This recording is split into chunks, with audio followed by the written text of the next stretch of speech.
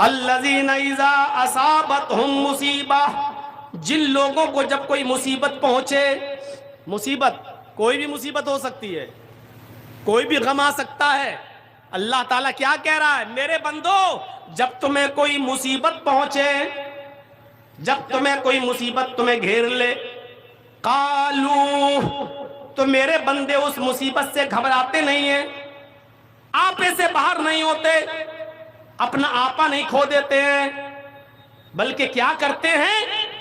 اللہ کے بندوں کا کام کیا ہوتا ہے، مومنوں کا کام کیا ہوتا ہے؟ جب ان کے اوپر مصیبت آتی ہے، قالو، اس مصیبت کو پہنچنے کے بعد، اس مصیبت کو دیکھنے کے بعد ان کی زبان سے جملہ نکلتا ہے، انا للہ و انا الیہ راجعون، ہم سب اللہ کی طرف سے ہیں اور اللہ ہی کی طرف ہم سب کو لوٹ کر جانا ہے، ہم سب اللہ ہی کی طرف سے ہیں اور اللہ کی طرف لوٹ کر جانا ہے۔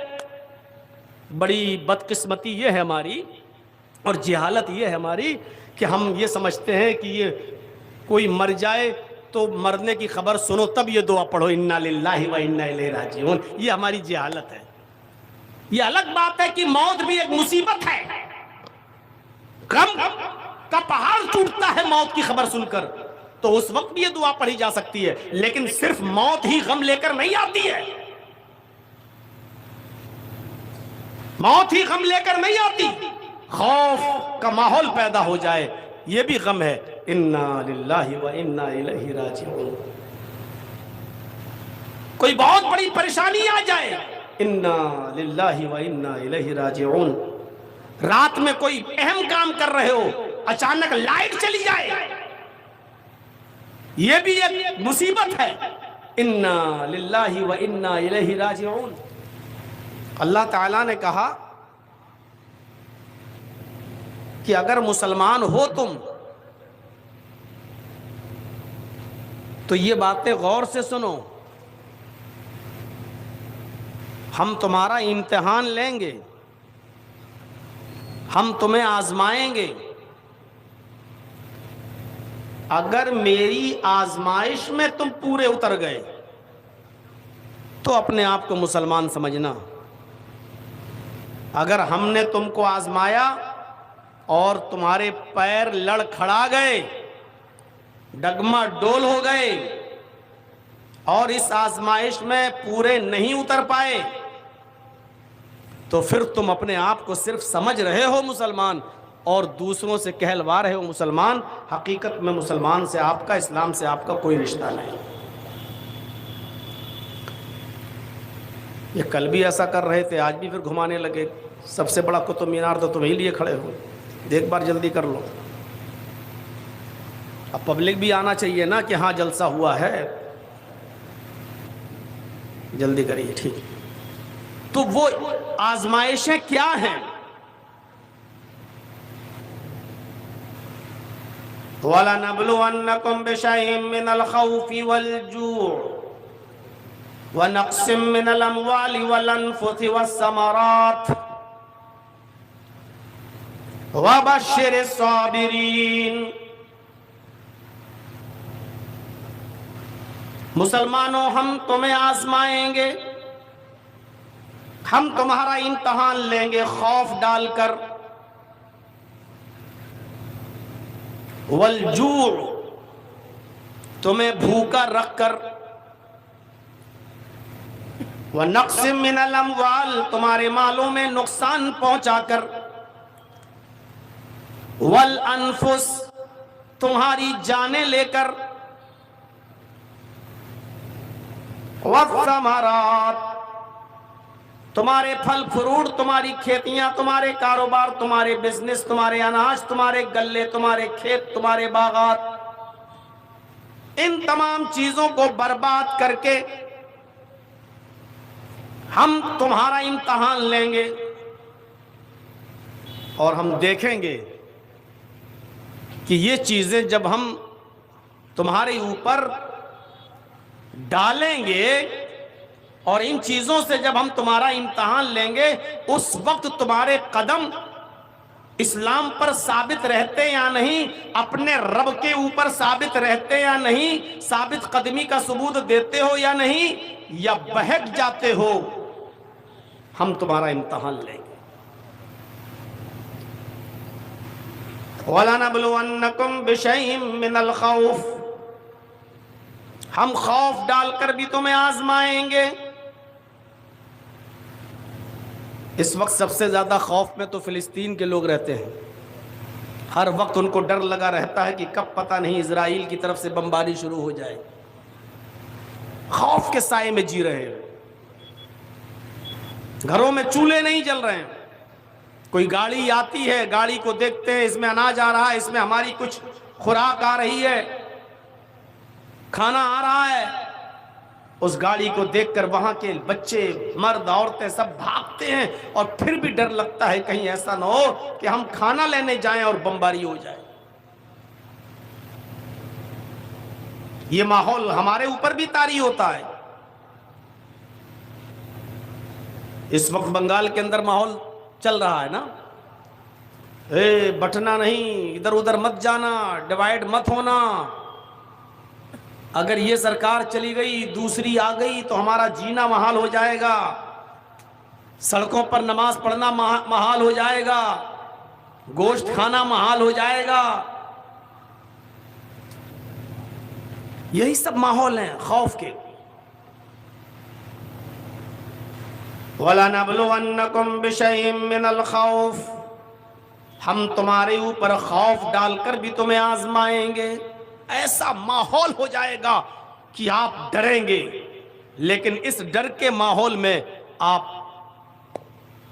اللہ کے بتائے ہوئے راستے پر اور شریعت اسلامی پر چلتے ہیں یا چھوڑ دیتے ہیں۔ کتنے لوگ ایسے ہیں جو دیکھتے ہیں نہیں نہیں نہیں تو اپنا چولا بدل لیتے ہیں اور اسی میں چلے جاتے ہیں۔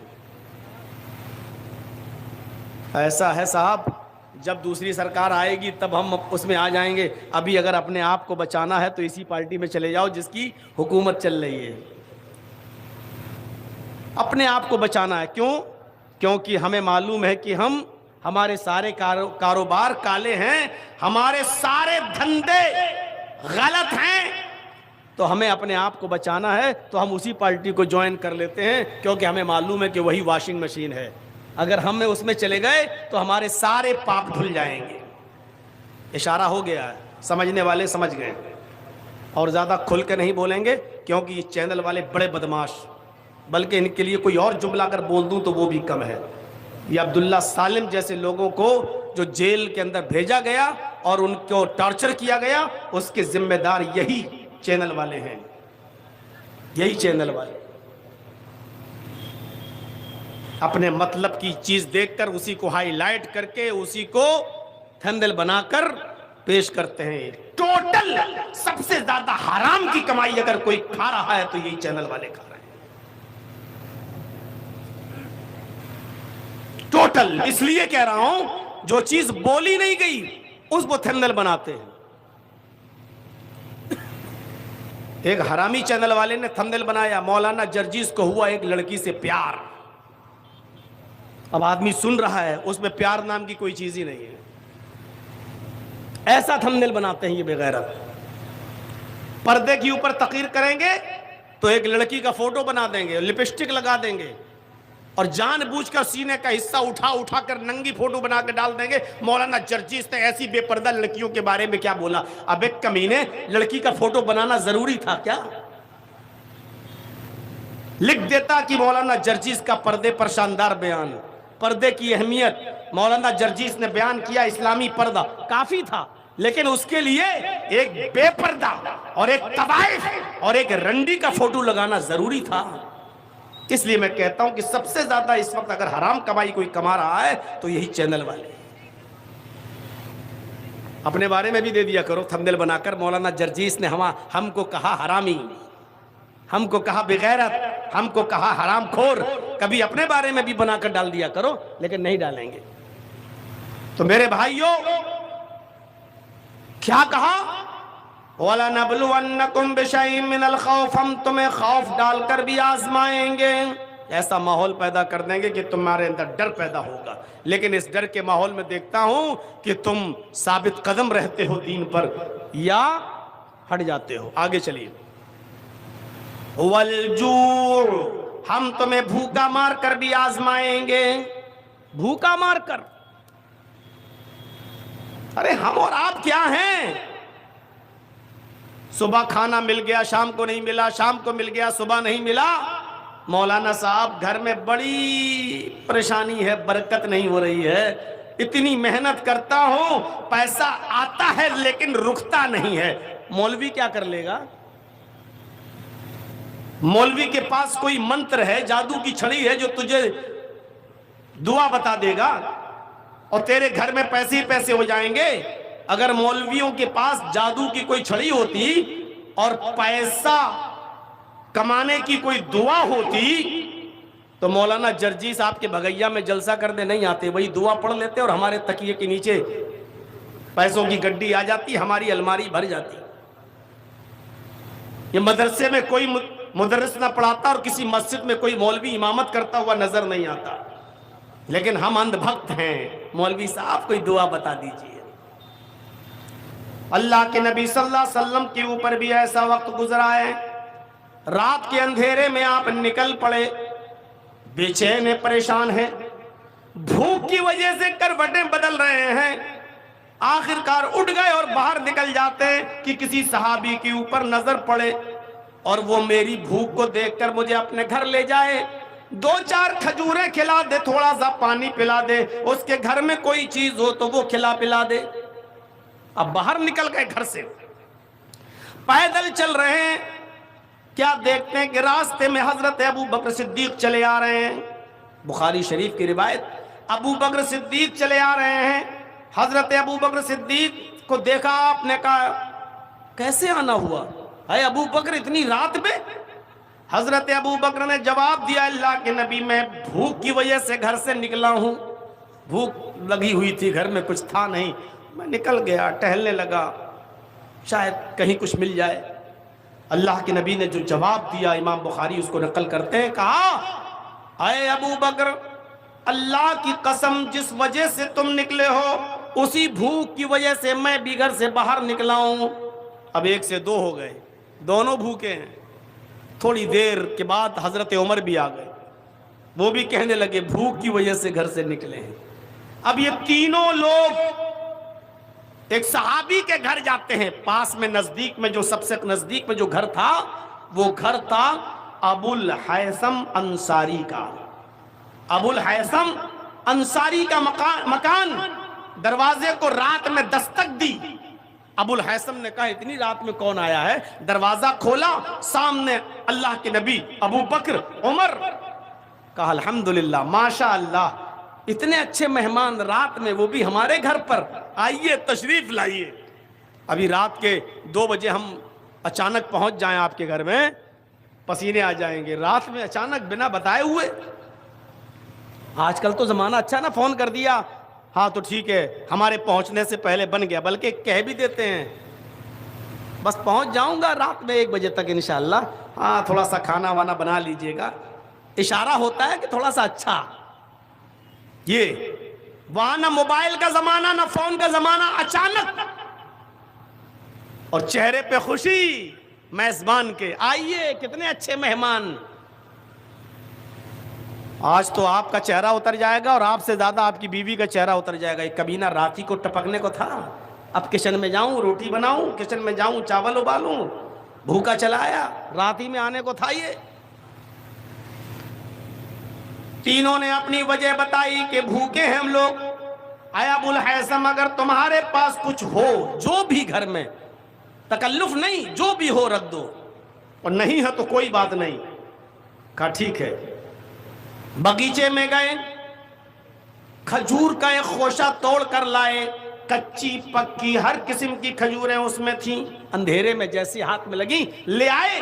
اے اللہ کے نبی، آپ اور آپ کے صحابہ اس کو کھائیں، میں ابھی آ رہا ہوں۔ اور گئے اور بکری کا 1 سال کا بچہ، 1 سال کا بکری کا بچہ اس کو لیا اور ذبح کر دیا۔ 3 लोग, اور پوری بکری انہوں نے ذبح کر دی، بکری کا 1 سال کا بچہ۔ کھانا بننے لگا، تھوڑی دیر لگی کہ کھانے کے طرح طرح کے آئٹم بن گئے، روٹی بن گئی، دسترخوان لگا دیا گیا اور سامنے کھانا رکھ دیا گیا۔ اس زمانے میں جو چلتا تھا وہ سارا کھانا بکرے کے گوشت کے آئٹم بنا کر، روٹی وغیرہ بنا کر تیار کر دی گئی، دسترخوان لگ گیا۔ ابو بکر بھی بیٹھے، عمر بھی بیٹھے، اور اللہ کے نبی صلی اللہ علیہ وسلم بھی بیٹھے۔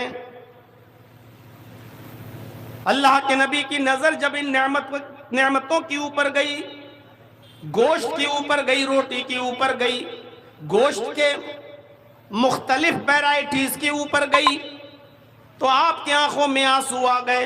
بخاری کی روایت، اللہ کے نبی صلی اللہ علیہ وسلم کی زبان سے جو جملہ نکلا وہ جملہ یہ تھا، لَتُسْأَلُنَّ عَنْ هَٰذَا النَّعِيمِ يَوْمَ الْقِيَامَةِ۔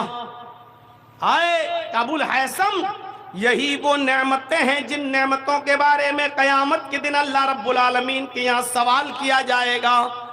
یعنی ہم نے تمہیں نعمتوں کو کھلایا تھا، تم نے اللہ کا شکر ادا کیا یا نہیں کیا؟ جرجیس صاحب کے سامنے یا ہم جیسے اور مولویوں کے سامنے آپ آئٹم رکھ دیں تب بھی ساری چیزیں ہیں ماشاءاللہ، بس چکن فرائی اور ہوتا تو اور اچھا ہوتا۔ بس ایک چیز کی اور کمی رہ گئی، اگر مچھلی اور ہوتی تو بس پوچھو مت، آپ کا دسترخوان بہت اچھا۔ یا کچھ نہیں کہے گا شرم کی وجہ سے تو دسترخوان پر نعمتوں کو دیکھ کر کہے گا ماشاءاللہ، اللہ پکانے والی کو جنت دے، اللہ آپ نے مہمان نوازی کی، اللہ آپ کو جنت دے۔ اللہ کے نبی صلی اللہ علیہ وسلم یہ کچھ نہیں کہہ رہے، اللہ کے نبی نعمتوں کو دیکھ رہے تو کہہ رہے لَتُسْأَلُنَّ عَنْ هَٰذَا النَّعِيمِ يَوْمَ الْقِيَامَةِ۔ اے ابو الحیثم، قیامت کے دن ان نعمتوں کے بارے میں سوال ہوگا، اللہ نے کھلایا، تم نے شکر ادا کیا کہ نہیں کیا؟ اور اس کے بعد کا منظر دیکھیے گا میرے ساتھیوں، ایک روٹی اٹھائی اور اس روٹی کے اوپر صرف گوشت کی 2 بوٹیاں رکھی، ایک روٹی اور اس روٹی کے اوپر گوشت کی 2 بوٹیاں رکھی۔ اللہ کی قسم جرجیس کو نہیں معلوم کہ اس روٹی کا سائز کیا ہوگا، ہمیں نہیں معلوم۔ اس زمانے میں چھوٹی روٹی چلتی تھی کہ بڑی، ہمیں نہیں معلوم۔ آپ ہمارے یو پی میں آ جائیں تو کانپور سے ادھر جتنا جائیں گے، اٹاوا، علی گڑھ، غازی آباد، بریلی، پیلی بھیت، اس طرف جتنا جائیں گے تو آپ کو روٹی بڑی ملے گی، بڑی روٹی بنتی ہوئی ملے گی۔ اور اٹاوا سے اس طرف جتنا آئیں گے آپ، کانپور، لکھنؤ اور سیتا، اس سائیڈ میں جب آپ آئیں گے، ہردوئی وغیرہ، سیتا پور، اس سائیڈ میں جب آپ آئیں گے، بنارس وغیرہ میں، تو یہاں روٹی آپ کو چھوٹی بنتی ہوئی ملے گی، چھوٹی چھوٹی۔ آپ کے بہار میں بھی چھوٹی روٹیوں کا چلن ہے، چھوٹی روٹی بنتی ہے، بنگال کے اندر بھی یہی چلن ہے، چھوٹی روٹی بنتی ہے۔ لیکن اللہ کے نبی نے جو روٹی اٹھائی اس کا سائز نہیں معلوم، صرف یہ لفظ آیا ہے کہ ایک روٹی اٹھائی اور اس روٹی کے اوپر 2 بوٹیاں رکھی گوشت کی، اور ایسے موڑ دیا اور ابو الحیثم کو دیا کہ ابو الحیثم یہ لو، پکڑو، اور اس روٹی کو جس میں 2 بوٹیاں ہیں یہ میرے گھر لے جاؤ اور میری بیٹی فاطمہ کو پہنچا دو۔ آج تقریباً 15 دن ہو گئے میری بیٹی کو بھی گوشت نصیب نہیں ہوا، آج 15 دن ہو گئے میرے گھر میں بھی چولہا نہیں جلا، یہ روٹی اور یہ گوشت کا تھوڑا سا سالن آج میری بیٹی بھی کھا لے گی، جاؤ لے جاؤ۔ ابو الحیثم اندر گئے، کہا بیوی، اللہ کے نبی نے ایک روٹی دی اور 2 بوٹیوں کا فاطمہ کو پہنچا دو، اس روٹی میں اور گوشت کی ان 2 بوٹیوں میں فاطمہ کا کیا ہو جائے گا؟ تم برتن تیار کر دو، ٹفن تیار کر دو۔ ان کی بیوی نے کئی روٹیاں رکھ دیں اور گوشت کا پورا پیالہ بھر دیا۔ ابو الحیثم جب اس کو لے کر جانے لگے، سنیے، ابو الحیثم جب پورا ٹفن لے کر جانے لگے تو اللہ کے نبی نے ان کو دروازے پر پکڑ لیا، فرمایا ابو الحیثم اس برتن میں ٹفن میں کیا ہے؟ کہا اللہ کے نبی میری بیوی کو اچھا نہیں لگا ایک روٹی 2 بوٹی فاطمہ کو دی جائے، اس لیے انہوں نے یہ پورا برتن پیالہ گوشت سے بھر دیا اور کئی روٹیاں رکھ دیں۔ تاکہ آپ کی بیٹی پیٹ بھر کے کھانا کھا لے۔ اللہ کے نبی کی زبان سے جو جملے نکلے وہ جملے یہ تھے، آئے ابو الحیثم اگر پیٹ بھر کر میری بیٹی نے کھانا کھا لیا تو پھر وہ آج کی رات اللہ کی عبادت نہیں کر سکے گی، تہجد میں نہیں اٹھ سکے گی، اللہ کو یاد نہیں کر سکے گی، نیند رات بھر آرام سے کھانا کھا کر پھر رات بھر وہ آرام سے سوئے گی۔ اتنا ہم اپنی بیٹی کو نہیں کھلا سکتے کہ رات میں اٹھ کر وہ اللہ کی حمد بیان نہ کر سکے، ثنا نہ کر سکے، عبادت نہ کر سکے، تہجد نہ پڑھ سکے۔ جتنا میں نے دیا اتنا ہی دے کر آؤ۔ اللہ کے نبی کو بھوک سے آزمایا جا رہا ہے، ابو بکر بھوک سے آزمائے گئے، حضرت عمر بھوک سے آزمائے گئے۔ ہمارا تصور کیا ہے؟ ایک دن کھانا نہ ملے، دوسرے دن مولانا صاحب گھر میں برکت نہیں ہو رہی ہے۔ برکت کا مطلب یہ ہے کہ آپ کے گلچھرے اڑانے کے لیے ساری نعمتیں آپ کو ملتی رہیں اور سب کچھ، تب آپ سمجھیں گے کہ ہاں اب ہمارے گھر میں خیر و برکت ہو رہی ہے۔ وَلَنَبْلُوَنَّكُمْ بِشَيْءٍ مِّنَ الْخَوْفِ وَالْجُوعِ وَنَقْصٍ مِّنَ الْأَمْوَالِ، تمہارے مالوں میں نقصان کر کے بھی ہم تمہیں آزمائیں گے، تمہارے مالوں میں نقصان پہنچا کر بھی ہم تمہیں آزمائیں گے۔ بہت پیسہ ہے تمہارے پاس، بہت مال ہے تمہارے پاس، اچانک آگ لگ گئی، مال میں نقصان ہو گیا، پاگل ہو گئے، اف کیا ہے؟ بڑی محنت سے آپ نے بلڈنگ بنا کر تیار کی تھی، اچانک اسرائیل و فلسطین کی جنگ میں ایک بم گرتا ہے اور آپ کا بنا ہوا وہ 5 منزلہ مکان بلڈوز ہو جاتا ہے۔ یا اتر پردیش کی طرح، میرے بھائیوں آپ سے ایک غلطی ہو گئی، بجائے اس کے کہ کورٹ میں مقدمہ چلے اور کورٹ سے فیصلہ ہو، آپ کی محنت کا بنایا ہوا اور محنت کی کمائی سے تعمیر کیا ہوا 5 منزلہ 10 منزلہ مکان صرف اس لیے بلڈوز کر دیا گیا، گرا دیا گیا کیونکہ آپ مسلمان ہیں۔ کیا بیتے گی آپ کے اوپر، کیا گزرے گی آپ کے اوپر؟ وَنَقْصٍ مِّنَ الْأَمْوَالِ، ہم تمہارے مالوں میں نقصان پہنچا کر بھی ہم تمہیں آزمائیں گے۔ سن 2002 کا وہ دنگا جو گجرات کی دھرتی پر ہوا، جیسا کہ ابھی شیخ معین صاحب بتلا رہے تھے، 1996 میں سونیا باڑے میں تقریر ہوئی، سن 1998 میں میری حید احمد آباد کی سرزمین پر تقریر ہوئی تھی، 98 میں۔ جن لوگوں کے یہاں میں رکا تھا کروڑوں کی بلڈنگوں کے مالک تھے، کروڑوں کے ان کے شو روم تھے، بہترین مہمان نوازی کی تھی، اور اس وقت میں ایک نیا ابھرتا ہوا چہرہ تھا، اس لیے انہوں نے اپنے گھر ہی میں ہم کو ٹھہرایا تھا۔ کروڑوں کا شو روم، کروڑوں کی بلڈنگ، لیکن 2002 کے دنگے میں بلڈنگیں توڑ دی گئیں، دکانوں میں آگ لگا دی گئی۔ آج بھی کروڑوں کی بلڈنگوں کے مالک، کروڑوں کے شو روم کے مالک آج بھی وہ کرائے پر رہتے ہیں، ان کی زمین ان کو نہیں مل سکی، ان کے گھر و مکان ان کو بنا کر نہیں دیے گئے، کئی سال تک تو وہ کیمپوں میں رہے، اب کیمپوں سے آزادی ملی تو وہ کرائے کے مکان میں رہتے ہیں، اور کرائے کی دکان سے انہوں نے اپنی دکانداری شروع کی۔ وَنَقْصٍ مِّنَ الْأَمْوَالِ، ہم تمہیں تمہارے مالوں میں نقصان پہنچا کر بھی آزمائیں گے۔ آج تمہارے پاس بہت کچھ ہے نا، جس نے دیا ہے وہ لینا بھی جانتا ہے، جس نے دیا ہے وہ چھیننا بھی جانتا ہے، اسی لیے تو کہا کہ قدر کر لو، جو دیا ہے قدر کر لو اس کی۔ وَنَقْصٍ مِّنَ الْأَمْوَالِ، ہم تمہارے مالوں میں نقصان پہنچا کر بھی ہم تمہیں آزمائیں گے۔ وَالْأَنفُسِ، تمہاری جانیں لے کر بھی ہم تمہیں آزمائیں گے۔ ایسا ماحول دیکھ لیجئے، 70,000 80,000 1,00,000 آدمی فلسطین کے اندر مار ڈالا گیا، قتل کر دیے گئے، بچے، عورتیں، جوان، مرد، बूढ़े, सब टोटल गिनती जो बताई जा रही है 70,000, ये तो मीडिया रिपोर्ट है, अंदरूनी रिपोर्ट लाख से भी कई ऊपर। सुन रहे हैं आप? हम तुम्हारी जानें लेकर भी आजमाएंगे। बहुत मोहब्बत है बच्चे से तुम्हें, बच्चे का इंतकाल हो गया, अल्लाह ने ले लिया, अब आप रोएंगे, हम जान लेकर भी आजमाएंगे। बड़ी खिदमत करती थी आपकी बीवी, अचानक हार्ट अटैक हुआ, बीवी मर गई, कितना बड़ा सदमा पहुंचा आपको। हम जाने लेकर भी आजमाएंगे।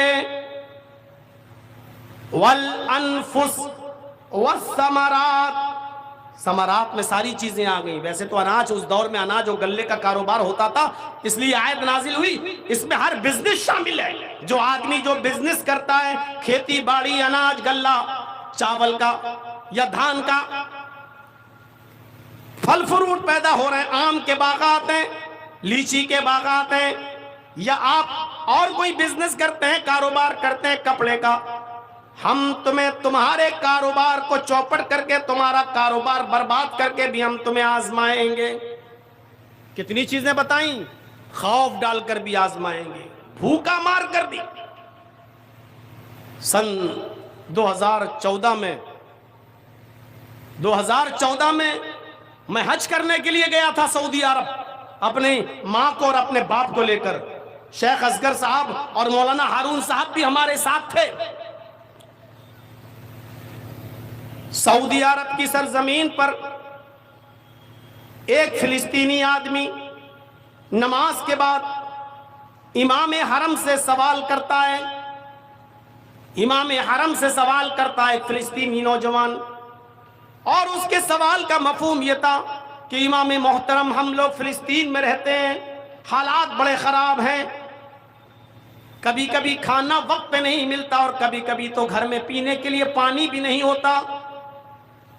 इमाम मोहतरम, अगर हमारे घर में खाने के लिए खजूर भी ना हो और पीने के लिए पानी भी ना हो, सुबह में एक घूंट पानी भी ना पी सकें, पानी भी ना हो, तो क्या मैं नियत से सहरी की नियत, सहरी रोजे की नियत क्या मैं कर सकता हूं? यानी नियत से रोजा रख सकता हूं। सहरी करने की नियत है लेकिन सहरी है ही नहीं, खाना नहीं है मेरे पास, पानी नहीं है, तो क्या सिर्फ इतना सोच लूं कि मैं रोजे से हूं तो बिना खाए पिए क्या इस नियत से रोजा हो जाएगा? इमाम हरम के आंखों में आंसू थे और उस नौजवान को कहा कि बिल्कुल इंशाअल्लाह तुम्हारा रोजा अल्लाह रब्बुल आलमीन के यहाँ कबूल हो जाएगा। सारे आमाल का दारो मदार नियत ही पर है। उस नौजवान ने फिर एक और सवाल दाग दिया उसी खाने काबा में कि इमाम मोहतरम, यही हाल इफ्तार के मौके पर भी हमारा होता है, एक खजूर तक नहीं है जिससे मैं इफ्तार कर सकूं और पानी का एक घूंट तक नहीं जिसको मैं पी सकूं। अगर हमारे पास इफ्तार करने के लिए कुछ ना हो, न खाने के लिए खजूर हो, न पीने के लिए पानी का एक घूंट हो, तो क्या मैं नियत से रोजा इफ्तार कर सकता हूं? यानी सिर्फ ये सोच लूं कि हाँ मैंने इफ्तार कर लिया, तो क्या नियत से इफ्तार हो जाएगा रोजा? इमाम हरम फूट फूट कर रोने लगे।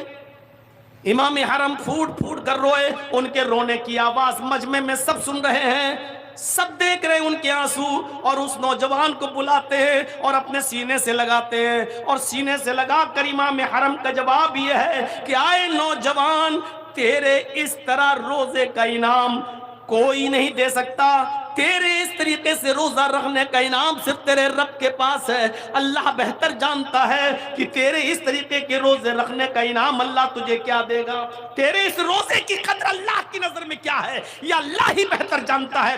दुनिया का कोई बादशाह, यहाँ तक के सऊदिया का बादशाह भी तुझे कुछ नहीं, चाहे कितना बड़ा इनाम दे दे, लेकिन वो तेरे रोजे का इनाम नहीं हो सकता है। तेरे रोजे का सही इनाम तो अल्लाह तुझे कयामत के दिन देगा। मेरे भाइयों, इन लोगों से पूछो जिनके पास खाने को कुछ नहीं, پینے کو کچھ نہیں اور پھر بھی روزہ رکھ رہے ہیں۔ بے غیرتوں، اللہ نے دولت دی ہے لیکن روزہ تمہیں نصیب نہیں ہوتا ہے۔ تم کہتے ہو بھوک برداشت نہیں ہوتی ہے، تم کہتے ہو کہ بیوی نہیں چھوٹتی ہے، تم کہتے ہو بڑا محنت اور مزدوری کا کام ہم گھر پہ کرتے ہیں اس لیے ہمیں محنت کا کرنا پڑتا ہے اس لیے روزہ نہیں رکھتے۔ تمہیں نیند کیسے آ جاتی ہے؟ تم بستر پہ اپنے آرام کے ساتھ خواب خرگوش میں مست ہو کر سو کیسے جاتے ہو؟ اللہ کا عذاب تمہارے دلوں کو چیر کیوں نہیں دیتا ہے؟ تم کیسے آرام کی نیند سو جاتے ہو بستر پر؟ کیسے تمہیں نیند آ جاتی ہے بستر پر؟ اس کشمیری نوجوان سے پوچھو، وَلَنَبْلُوَنَّكُمْ بِشَيْءٍ مِّنَ الْخَوْفِ، خوف ڈال کے بھی آزمائیں گے، ہر وقت خوف کے سائے میں رہتے ہیں وہ لوگ، وَالْجُوعِ، بھوکا مار کر بھی آزمائیں گے، جتنا بھوکے وہ لوگ رہتے ہیں ہم اور آپ نہیں رہ پا رہے ہیں، وَنَقْصٍ مِّنَ الْأَمْوَالِ، جتنا مالوں کا نقصان اتنا ان کا ہوا ہے ہمارا اور آپ کا نہیں ہوا، وَالْأَنفُسِ، جتنی جانیں ان کی گئی ہیں آج کس کی جانیں جا رہی ہیں، وَالثَّمَرَاتِ، کھیتیاں باڑیاں کاروبار بزنس ہم تمہیں تباہ کر کے بھی ہم تمہیں آزمائیں گے۔ ان تمام صورتوں میں میرے جو بندے صبر کر لیں، اب آیا کیا کہا؟ ان تمام آزمائشوں میں میرے بندے جو پورے اتر جائیں اور صبر کر لیں، صبر، وَبَشِّرِ الصَّابِرِينَ، تو صبر کرنے والوں کو بشارت دے دو۔ مفسرین کا اتفاق جنت کی بشارت، وَبَشِّرِ الصَّابِرِينَ، یہ حکم دیا جا رہا اللہ کے نبی کو، اے محمد صلی اللہ علیہ وسلم ان صبر کرنے والے لوگوں کو جنت کی خوشخبری سنا دو، جو ان تمام امتحان میں پاس ہو جائیں، پورے اتریں، اللہ کہ دین کو نہ چھوڑیں، شریعت کو نہ چھوڑیں، اسلام کو ترک نہ کریں، ایسے لوگوں کو تم جنت کی خوشخبری سنا دو۔ اب یہ سب مصیبتیں ہیں، خوف، بھوک، مالوں میں نقصان، جانوں کا جانا، کاروبار کا برباد ہونا، یہ سب مصیبتیں ہیں۔ آگے دعا بتائی جا رہی ہے،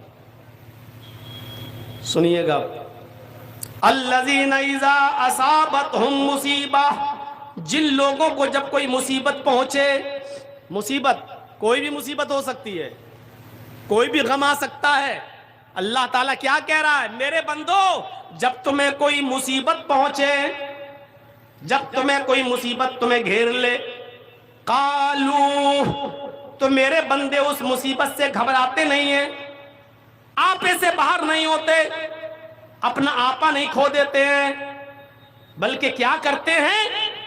اللہ کے بندوں کا کام کیا ہوتا ہے، مومنوں کا کام کیا ہوتا ہے؟ جب ان کے اوپر مصیبت آتی ہے، قالو، اس مصیبت کو پہنچنے کے بعد، اس مصیبت کو دیکھنے کے بعد ان کی زبان سے جملہ نکلتا ہے، انا للہ و انا الیہ راجعون، ہم سب اللہ کی طرف سے ہیں اور اللہ ہی کی طرف ہم سب کو لوٹ کر جانا ہے، ہم سب اللہ ہی کی طرف سے ہیں اور اللہ کی طرف لوٹ کر جانا ہے۔ بڑی بدقسمتی یہ ہے ہماری اور جہالت یہ ہے ہماری کہ ہم یہ سمجھتے ہیں کہ یہ کوئی مر جائے تو مرنے کی خبر سنو تب یہ دعا پڑھو، انا للہ و انا الیہ راجعون، یہ ہماری جہالت ہے۔ یہ الگ بات ہے کہ موت بھی ایک مصیبت ہے، غم کا پہاڑ ٹوٹتا ہے موت کی خبر سن کر، تو اس وقت بھی یہ دعا پڑھی جا سکتی ہے، لیکن صرف موت ہی غم لے کر نہیں آتی ہے، موت ہی غم لے کر نہیں آتی، خوف کا ماحول پیدا ہو جائے یہ بھی غم ہے، انا للہ و انا الیہ راجعون، کوئی بہت بڑی پریشانی آ جائے، انا للہ و انا الیہ راجعون، رات میں کوئی اہم کام کر رہے ہو اچانک لائٹ چلی جائے یہ بھی ایک مصیبت ہے، انا للہ و انا الیہ راجعون۔ 1 لاکھ روپے کا موبائل خریدا، صاحب ایپل کا فون ہے، آئی فون ہے، ابھی 2 ہی دن ہوئے کھو گیا، چوری ہو گیا، کہاں چلا گیا؟ پتہ چلا موبائل غائب، کوئی چیز کھو گئی، انا للہ و انا الیہ راجعون۔ یہ سب دعا پڑھی جاتی ہے اور پڑھنا چاہیے۔ الذین اذا اصابتہم مصیبہ، جب مسلمانوں کو کوئی تکلیف پہنچتی ہے، کوئی مصیبت ان کے پاس آتی ہے تو یہ گھبراتے نہیں ہیں، اس مصیبت کو موسٹ ویلکم کہتے ہیں، اس مصیبت کا سواگت کرتے ہیں اور کہتے ہیں انا للہ و انا الیہ راجعون۔ اللہ تو کہہ رہا ہے کہ مسلمان تو وہ ہے کہ مصیبت سے گھبراتا نہیں ہے، بلکہ مصیبت کے موقع پر وہ اللہ پر توکل کرتا ہے۔ اللہ کے نبی جناب محمد رسول اللہ غار ثور میں ہیں، ابو بکر کہہ رہے ہیں کہ کافر ہمارے پہاڑی تک آ گئے، اے اللہ کے رسول اگر ایسے جھانک کر دیکھیں گے تو ہم پکڑ لیے جائیں گے۔ اللہ کے نبی گھبرائے نہیں۔ کتنی بڑی مصیبت جو محمد کو زندہ پکڑ کے لائے گا، اس کو 100 اونٹ انعام دیے جائیں گے۔ 100 اونٹ کے لالچ میں لوگ پیچھا کر رہے ہیں محمد رسول اللہ کو پکڑنے کا۔ آپ جس غار میں چھپے ہیں اس غار تک پکڑنے والے کافر آ چکے ہیں۔ اگر جھانک کے نیچے دیکھ لیں تو اللہ کے نبی کی کا سر دکھائی دے جائے، لیکن اللہ نے ان کی آنکھوں پہ پردہ ڈال دیا، وہ اللہ کے نبی کو دیکھ نہیں سکے۔ اتنی بڑی مصیبت نبی کے اوپر، لیکن اللہ کے ابو بکر کہہ رہے ہیں اللہ کے نبی وہ ہمارے سر پر۔ اللہ کے نبی کیا کہہ رہے ہیں؟ لا تحزن ان اللہ معنا، اے ابو بکر گھبراؤ نہیں، اللہ ہمارے ساتھ ہے۔ اے ابو بکر گھبراؤ نہیں، اللہ ہمارے ساتھ ہے۔ یعنی مصیبت آئی گھبرائے نہیں۔ مومن کا شیوا یہ ہوتا ہے کہ جب اس کے پاس مصیبت آئے تو وہ گھبرائے نہیں، بلکہ کیا پڑھے؟ انا للہ و انا الیہ راجعون۔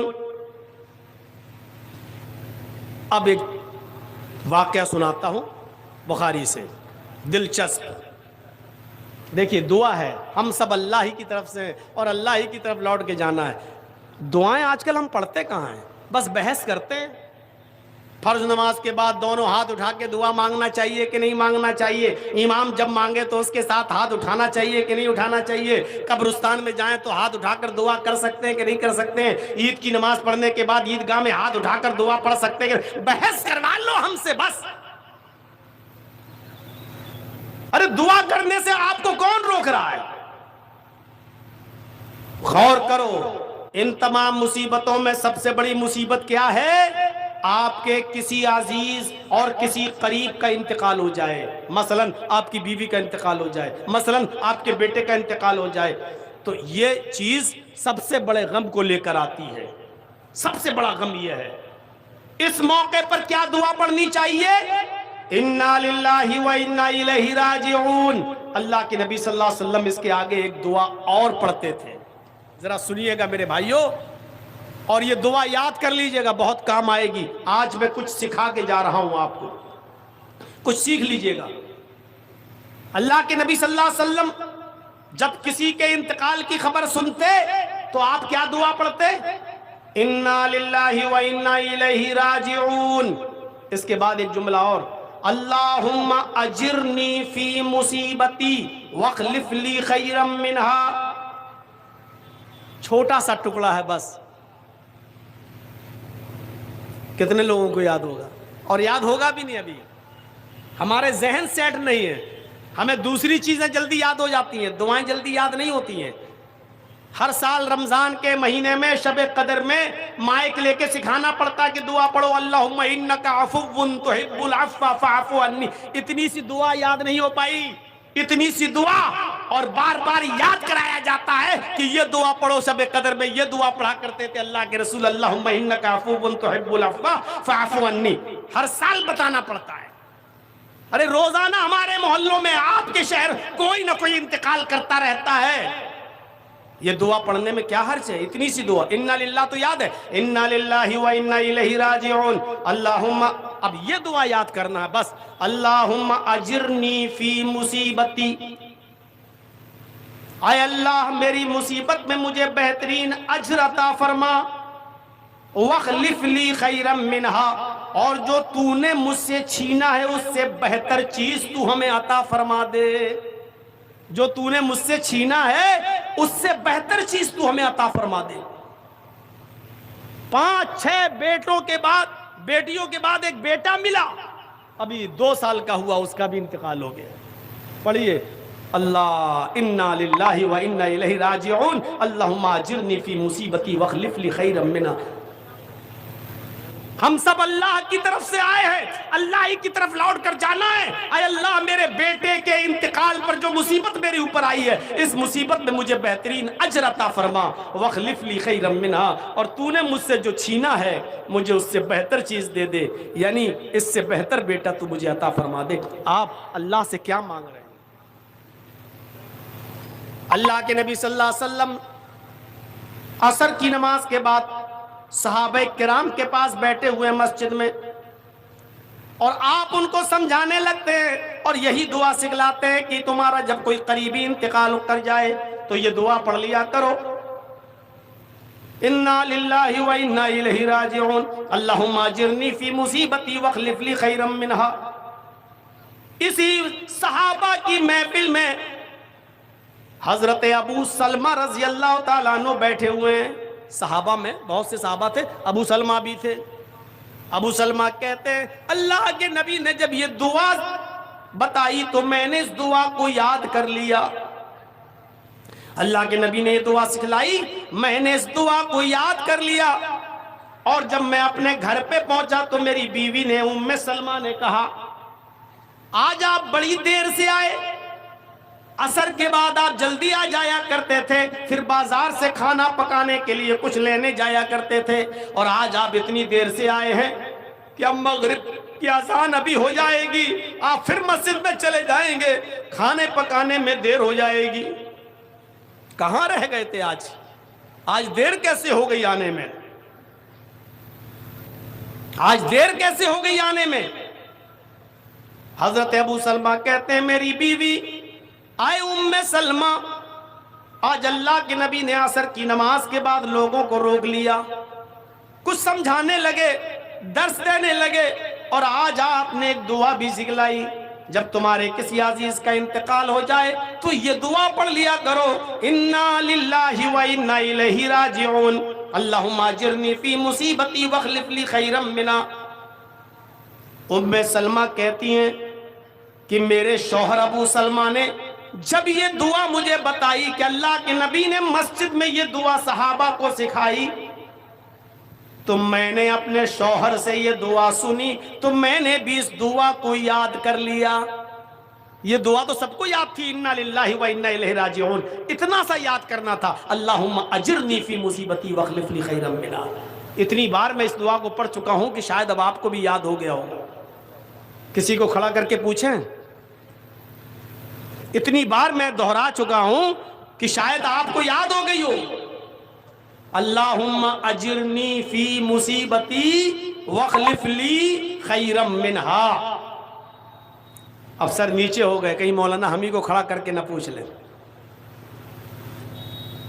ہم کو کھڑا نہ کر دیں. اتنی سی دعا حضرت ام سلمہ کہتی ہے میں نے یاد کر لی, جب کسی کا انتقال ہوتا میں یہ دعا پڑھ لیتی. 6 مہینے گزر گئے, 8 مہینے گزر گئے, 1 سال گزر گیا. میرے شوہر کپڑے کا بزنس کرتے تھے, کپڑا دوسرے شہر میں لے جایا کرتے تھے, بیچتے تھے, اور وہاں سے کچھ چیزیں خرید کے لاتے تھے, اپنے شہر میں بیچا کرتے تھے. میرے شوہر بزنس کرتے تھے دوسرے شہر میں جا کر.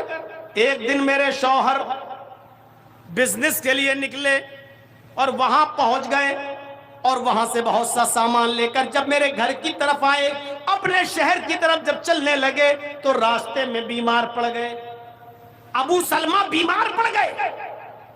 اوفو, جو چیز بتانے جا رہا ہوں غور سے سنو میرے بھائیوں. ام سلمہ کہتی ہیں میرے شوہر باہر گئے, اور وہاں سے جب لوٹے دوسرے شہر سے تو بیمار پڑ گئے, اور راستے ہی میں ان کا انتقال ہو گیا. ابو سلمہ اسی بیماری میں انتقال کر گئے. میرے کانوں میں خبر پہنچائی گئی, کوئی دوڑتا ہوا آیا, اس نے مجھے بتایا کہ تمہارے شوہر ابو سلمہ بیمار پڑ گئے تھے راستے میں اور ان کا انتقال ہو گیا. میں نے اپنے شوہر کے انتقال کی جب خبر سنی تو میں نے یہی دعا پڑھ لی جو مجھے یاد تھی, انا للہ و انا الیہ راجعون.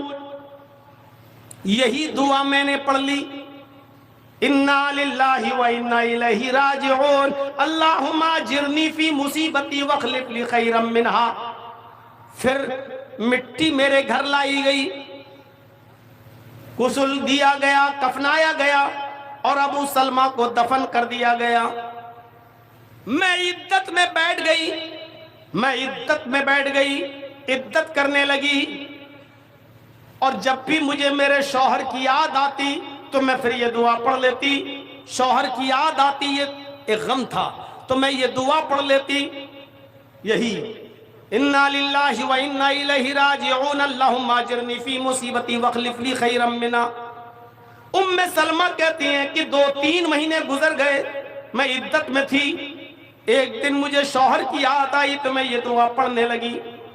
जब मैं दुआ पढ़ने लगी तो मैं इसके तर्जमे पर गौर करने लगी, इसकी मीनिंग पर, मफहूम पर गौर करने लगी। मैं सोचने लगी ऐसा कैसे हो सकता है। इस दुआ का मतलब तो यह है कि हम अल्लाह की तरफ से हैं और अल्लाह ही की तरफ जाना है। आय अल्लाह मेरी मुसीबत में मुझे बेहतरीन बदला दे, वखलिफ ली खैरम मिनहा, और जो तूने मुझसे छीना है उससे बेहतर बदला मुझे दे, बेहतर चीज अता कर। उम्मे सलमा कहती है मैं बार बार ये दुआ पढ़ती हूँ कि अल्लाह मुझे उससे बेहतर चीज दे जो तूने मुझसे छीनी है। भला मेरे शौहर से बेहतर कौन हो सकता है? मेरे शौहर जो मुझ पर जान छड़कते थे, मेरे दीवाने थे, मेरी हर परेशानी और हर चीज का ख्याल रखते थे। मेरे शौहर इस दुनिया से इंतकाल कर गए और मैं अल्लाह से दुआ करती हूँ कि अल्लाह मुझे वो चीज दे जो मेरे शौहर से बेहतर हो, मेरे शौहर से बेहतर चीज दे। कैसे हो सकता है? भला इस दुनिया में मेरे शौहर से अच्छा भी कोई होगा? ऐसा कैसे हो सकता है? उम्मे सलमा कहती हैं मैं दुआ को दुआ की तरह पढ़ती रही और ये सोचती रही कि ऐसा कैसे हो सकता है। भला अबू सलमा से भी ज्यादा कोई मोहब्बत करने वाला, अबू सलमा से भी ज्यादा कोई प्यार करने वाला मुझे मिलेगा क्या? उनसे भी कोई अच्छा इस दुनिया में होगा? उम्मे सलमा कहती हैं कि जब मेरी इद्दत पूरी हो गई, 4 महीने 10 दिन, जब मेरी इद्दत पूरी हो गई तो एक दिन मैं बकरी के चमड़े को, बकरी के खाल को दबागत दे रही थी। अरब के अंदर ये खाले वाले बेची नहीं जाती थी। बकरी ज़िबा की खाल निकाली, उसको दबागत दी, उसको गर्म पानी में बबूल अबूल डालकर उसको गर्म करके उसको साफ किया। या तो मशकीज़ा बना लिया जाता था जो पानी के भरने में काम आता है, या ढोल बना लिया जाता था, या जाय नमाज वगैरह बना ली जाती थी, उसको घर में इस्तेमाल में लाया जाता था। उम्मे सलमा कहती है कि मैं बकरी के खल के चमड़े को दबागत दे रही थी। अचानक मेरे दरवाजे पे दस्तक हुई, मेरी इद्दत खत्म हो गई। अचानक मेरे दरवाजे पर दस्तक हुई, मैंने जल्दी से हाथ धोए और दरवाजे की तरफ मैं आगे बढ़ी। मैं जल्दी से दरवाजे की तरफ आगे बढ़ी। जैसे ही मैंने दरवाजा खोला तो क्या देखती हूँ कि मेरे सामने जनाब मोहम्मद रसूलुल्लाह सल्लल्लाहु अलैहि वसल्लम खड़े हैं। मेरे सामने मोहम्मद रसूलुल्लाह सल्लल्लाहु अलैहि वसल्लम खड़े हैं। आपने मुझे देखा, कहा अस्सलामु अलैकुम। मैंने भी नबी अकरम के सलाम का जवाब दिया, व अलैकुमुस्सलाम व रहमतुल्लाहि व बरकातुहू। मैंने भी नबी के सलाम का जवाब दिया और फिर आपको घर में अंदर आने की इजाजत दी कि अंदर आइए। अय अल्लाह के नबी,